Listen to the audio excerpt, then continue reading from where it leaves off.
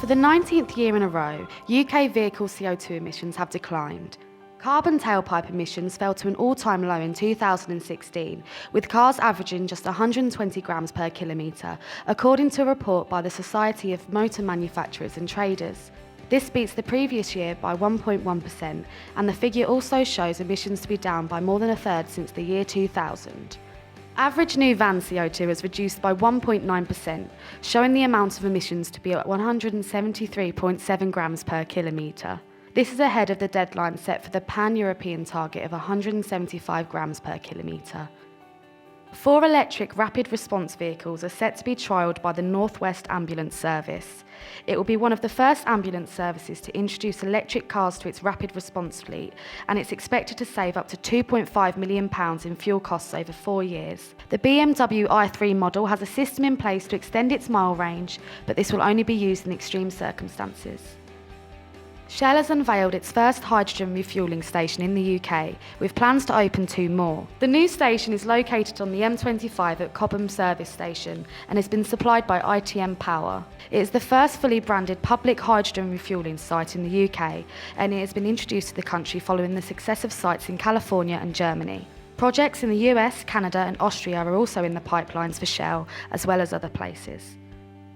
Changes to vehicle excise duty brackets could threaten the UK ultra-low emission vehicle market, according to a YouGov poll. The poll shows that 46% of drivers find that cheap or zero car tax is one of the main reasons to buy a low emission vehicle. However, the new VED brackets will be put in place in April and would see 66% of alternatively fuelled vehicles be charged at a rate of £130, when before they were previously exempt from road tax. The survey was commissioned by the Society of Motor Manufacturers and Traders, and found that 51% of motorists said the low running costs of electric vehicles were the biggest draw. Last year, around 36,000 alternatively fuelled vehicles were bought by Britons, but the rising tax cost is expected to put potential buyers off choosing an ultra-low emission model.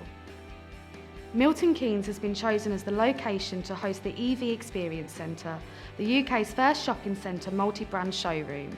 It is part of the city's £9 million Go Ultra Low Cities programme, which encourages people to take up low-emission vehicles. The project is expected to launch this spring and will be based in the Milton Keynes Premier Shopping Centre. The aim of the centre is to help residents understand the potential of owning an electric vehicle and will also showcase the latest relevant technology. The Mayor of London has confirmed plans to bring an additional fee on old polluting vehicles. This will be implemented in the central London congestion charge zone. Known as the T-Charge, it will come into effect on the 23rd of October and will apply to diesel and petrol vehicles that do not meet the Euro 4 standard on emissions. These vehicles will be charged an additional £10 on top of the original congestion fee. New rules to improve the accessibility of electric vehicle charge points have been introduced to the Vehicle Technology and Aviation Bill.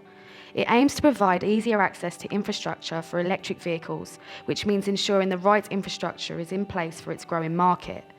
Under planned new law, service stations and motorways could also be made to provide charge points and hydrogen refuelling stations.